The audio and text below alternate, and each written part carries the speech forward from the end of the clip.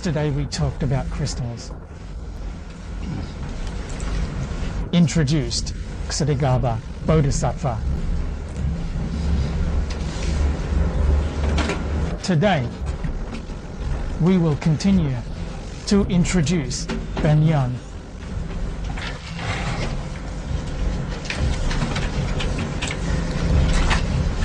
Title: Animals, Practice, Relationship. It's too significant. It is essential to understand clearly.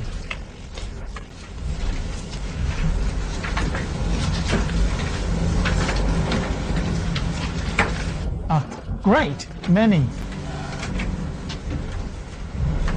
classmates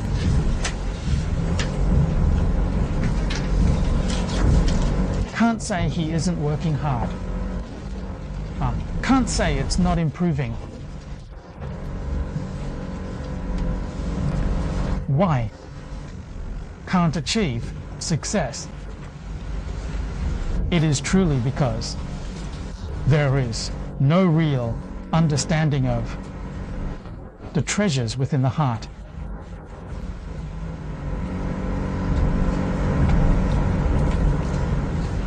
People in the world, in the past, no matter which industry, especially scholars, Buddhism is no exception. It's important to have aspirations. Without ambition, a person's life of hard work lacks direction. Naturally, there will be no excuses. Buddhism teaches the court, the aspirations spoken of by the people in the world hold the same meaning. We must achieve great things. Why? Can't we make our lives shine? This principle is hard to understand. Buddhism often uses metaphors in its scriptures. For example, a plant. Why can't this seed sprout? It can't grow. This seed hasn't been planted in the ground. I can put this seed on the table, on the teacup. It will never grow. Sprout, grow. So this surface must have support, relying on what? Relying on the earth. This relies on the heart. If the heart is not at peace, how can this wish come to fruition? There's definitely a reason behind it.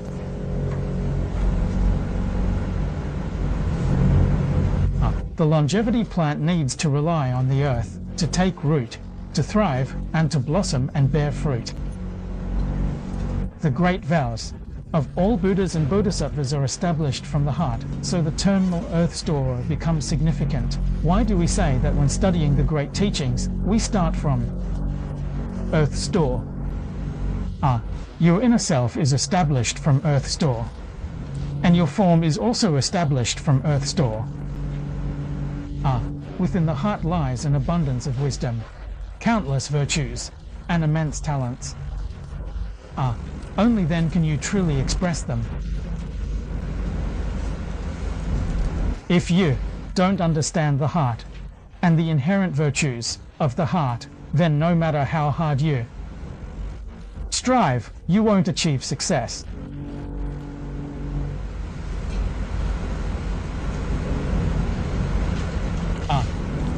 You are the Master Dong. Here, it's always about the seed. In the Avatamsaka Sutra, faith is likened to a seed, which makes a lot of sense. If you don't have faith, where will your face come from?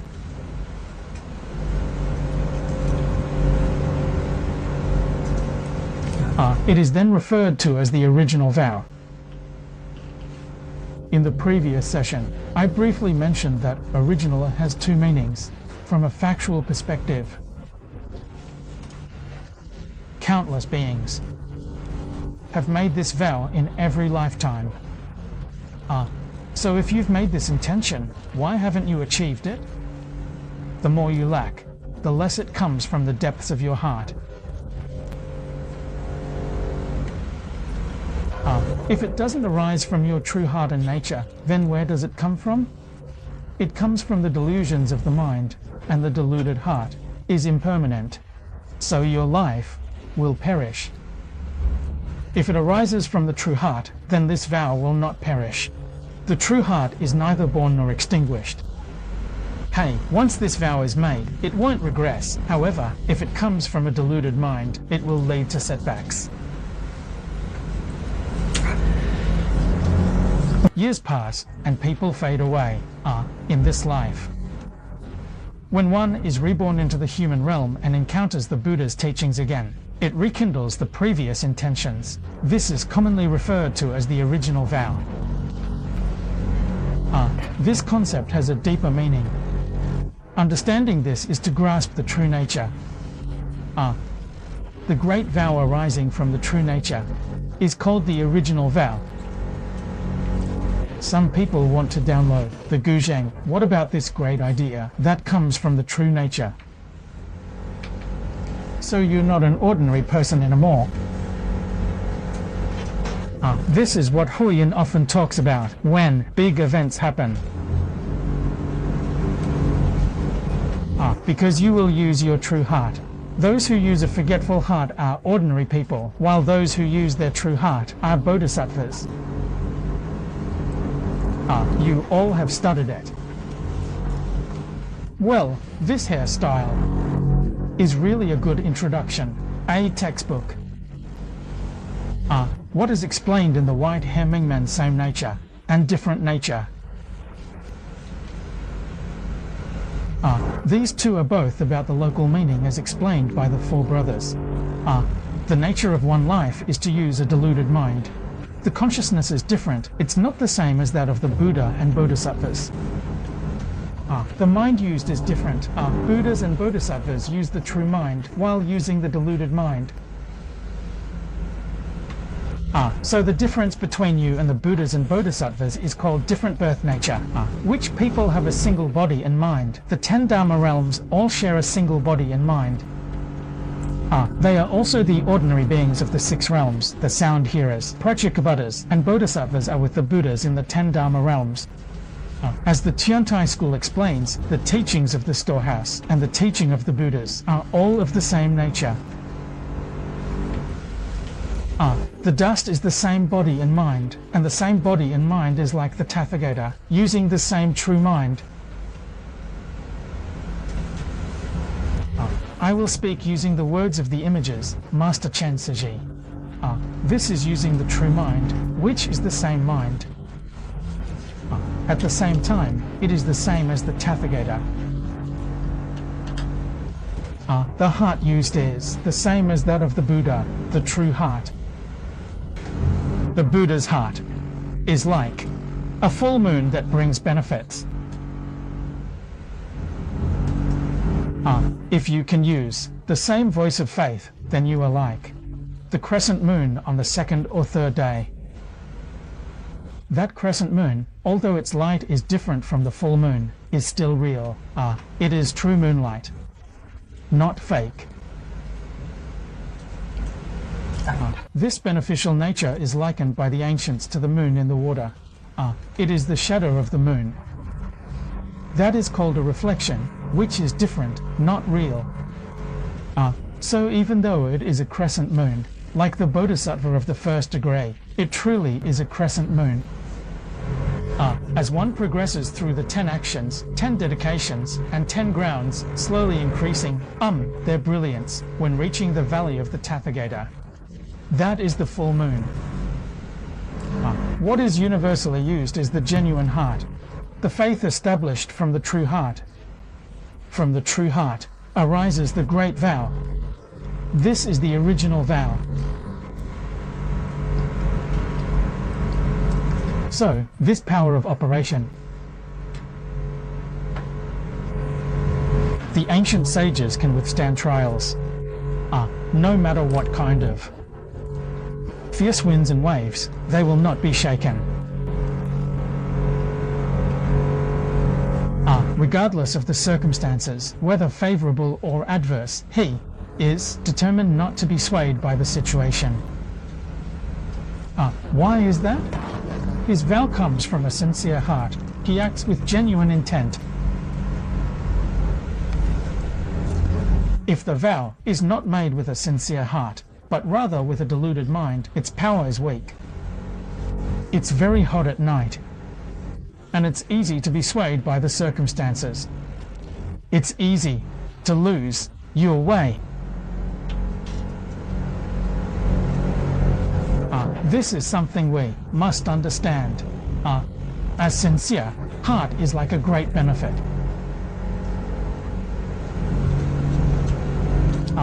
A sincere heart. The wisdom of this play is like a root. Over the years, this is the essence.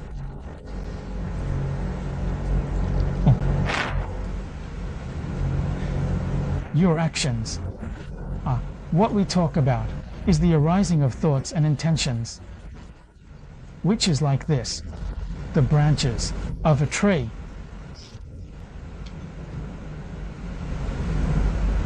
Article 1. Flowers and leaves become outdated. Naturally, it becomes unfamiliar. So, you must express genuine feelings from the heart. You must affirm your own heart's treasures. There is no difference or comparison with all the Buddhas and Tathagatas. Still affirming. Establish confidence in this place. From here, initiate the great army. Although we are within the scriptures, know that there is such a thing. But in life, we still let our minds take charge. The more prosperous it is, the more everything thrives. It can't be that my intentions and wishes are genuine while other aspects of life are thriving. That doesn't make sense. Every needle is a needle. Every gaze is a gaze. It can be understood. In our daily lives, we need to change that false inhalation.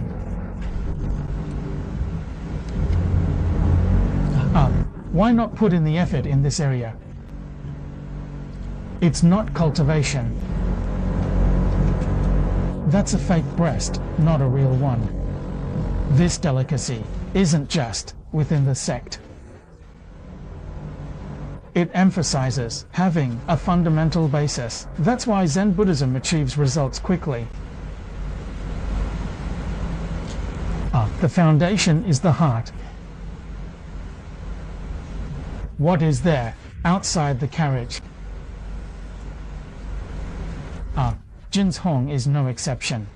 If Jinzhong sincerely cultivates to be reborn in the Western Pure Land, the place will be adorned. There won't be any excess troubles or complications.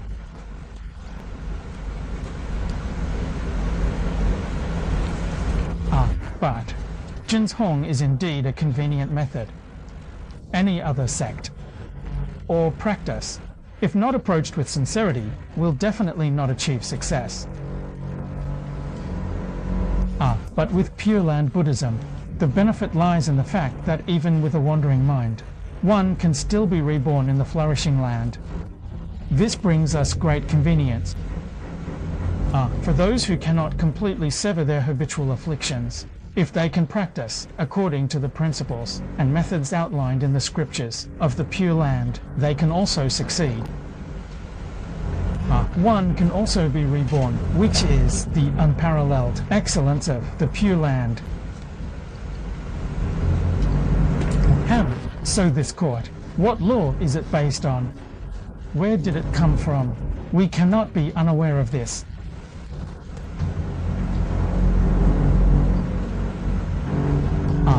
we talk about implementing this in thought, there are connections and distinctions within this thought. At the same time, there are common points. All bodhisattvas and all blessings share a great vow. Which is the four great vows? The Sihong incident is about communication. Where does the seal come from? Where was it established? And how did it come about? It comes from the wisdom and compassion within self-confidence. Without compassion, you can't fully develop your wisdom. Because there is wisdom and compassion. Seeing the suffering of all beings, especially within the 6 realms, since the 50 realms falling into the cycle of the 6 paths. There's no way to handle it. The Buddhas and Bodhisattvas have seen this, so they make the boundless vows to help all beings, which originate from this place. It arises from the suffering found in the wetlands. Are we making our vows based on this? The new generation of beings suffers many times, more than in ancient times.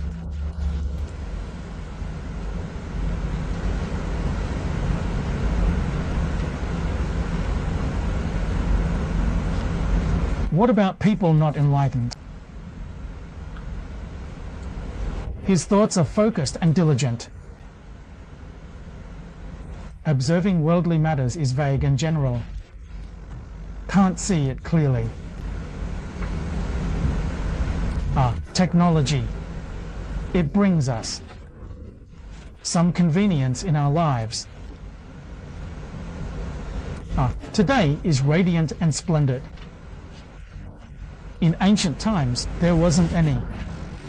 But have you thought about it?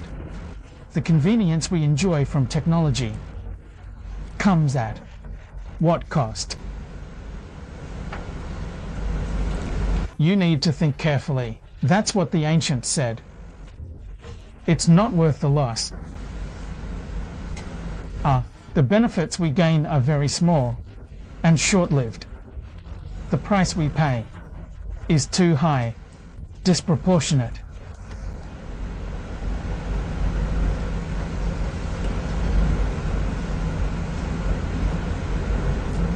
To put it another way, let's clarify it a bit more, make it clearer. It has extended the time we suffer in the 6 realms. The suffering in the 6 realms has intensified. Is it worth it?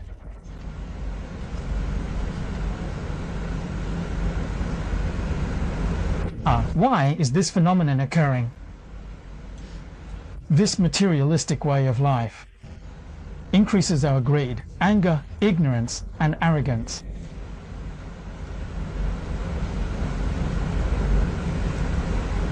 The language, the speech isn't as good as in ancient times. In ancient times, people's greed, anger, ignorance, and arrogance were generally greater than now. In other words, the time of reincarnation can be shortened, and the suffering in the 6 realms can be alleviated. We're different today. It's been a long time coming. Half a century ago, no one had heard people say the earth was sick. This ecological and environmental imbalance, I've never heard of it. The air is polluted. Haven't you heard of environmental pollution?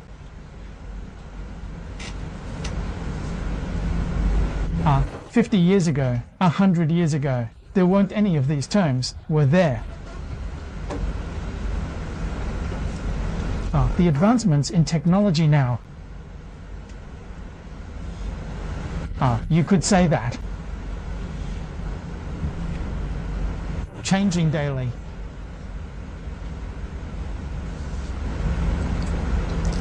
But you haven't thought about the disasters it brings. If these scientists were to call it a breakthrough, the negative consequences would be too great. I think this science and technology would come to a halt, no longer developing or pursuing it.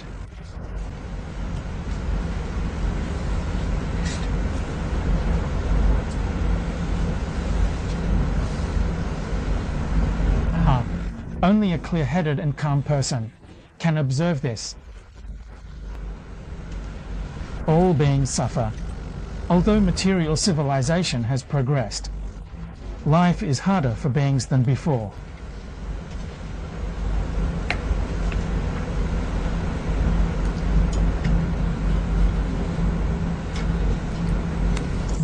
While there are some conveniences in material enjoyment, the pain, on a spiritual level, is something everyone cannot escape. Even if you have a lot of wealth and a high status in society today, you still cannot avoid it.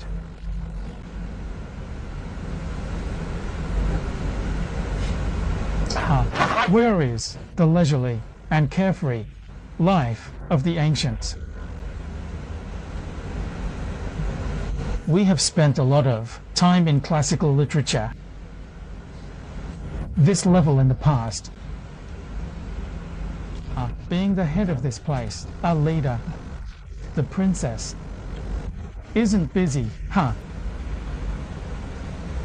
Every day, just 1 or 2 hours to get things done, and the rest of the time is spent reading and writing, painting, wandering through mountains and rivers. That's living a life full of poetry and beauty.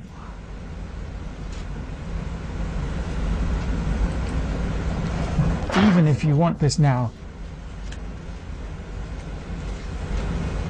Nowadays people are racing against the clock.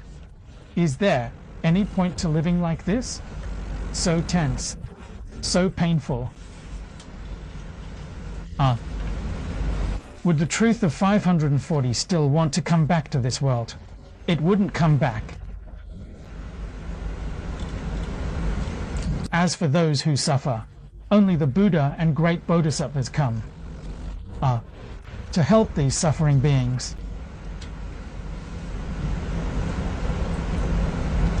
It's at home. What about Sihong and Shiyang? This courtyard is what you call a true white courtyard. One must make a vow to help all sentient beings. One must definitely be able to set an example and be a model for all beings. So, why do sentient beings suffer in this line of work? Because the troubles never cease.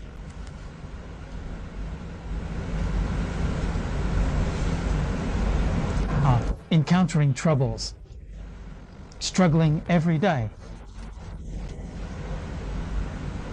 Every day, this situation is expanding and it's becoming quite unbelievable. So, Buddhas and Bodhisattvas should set a good example by cutting off troubles.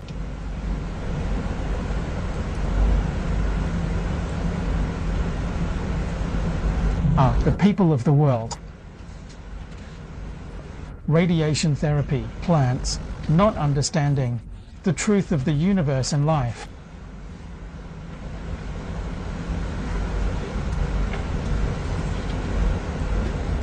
Increasing greed, anger, ignorance, and arrogance, using any means necessary, engaging in actions that harm others for personal gain. Not understanding the law of cause and effect.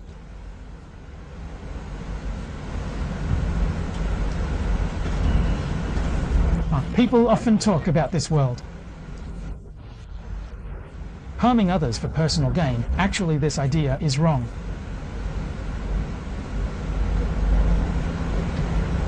still not understanding the truth of the matter. Knowing the truth, we know. Some people choose not to understand. There's no reasoning behind it. Only when there's benefit will people act in their own interest. That's the fundamental truth.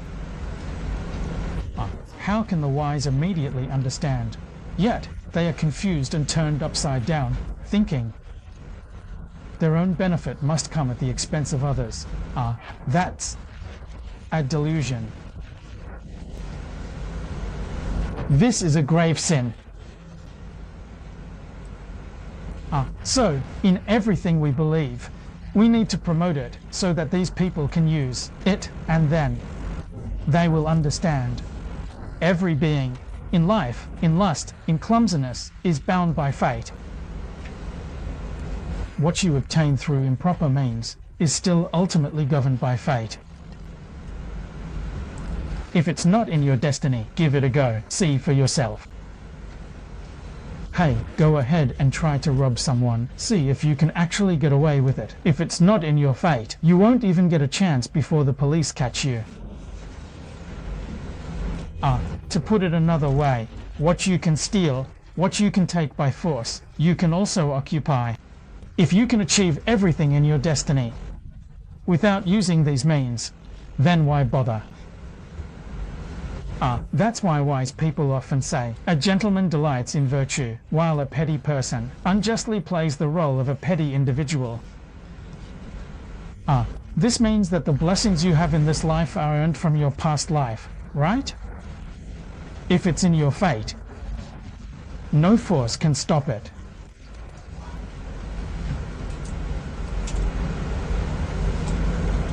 What you decide you will get, and what you decide you won't lose. Why resort to these improper means? That's wrong. So, the Buddhas and Bodhisattvas in the world set the best examples for all sentient beings.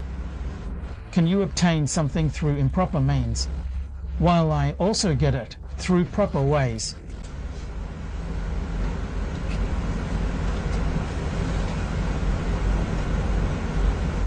Why do these things? Harming others also harms oneself. Why not do more of that? What about things that benefit both oneself and others? This is how the Buddhas and Bodhisattvas, which is why there is a second vow. Troubles, the endless experiments have been severed. The most important thing here is to show it to others.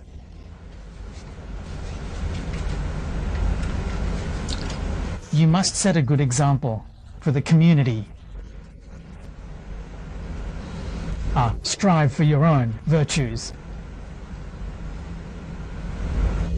Only then can you be respected by society. The vast masses admire you. You are a person of virtue. Only then will he be willing to learn from you. When you advise him, he will listen, right?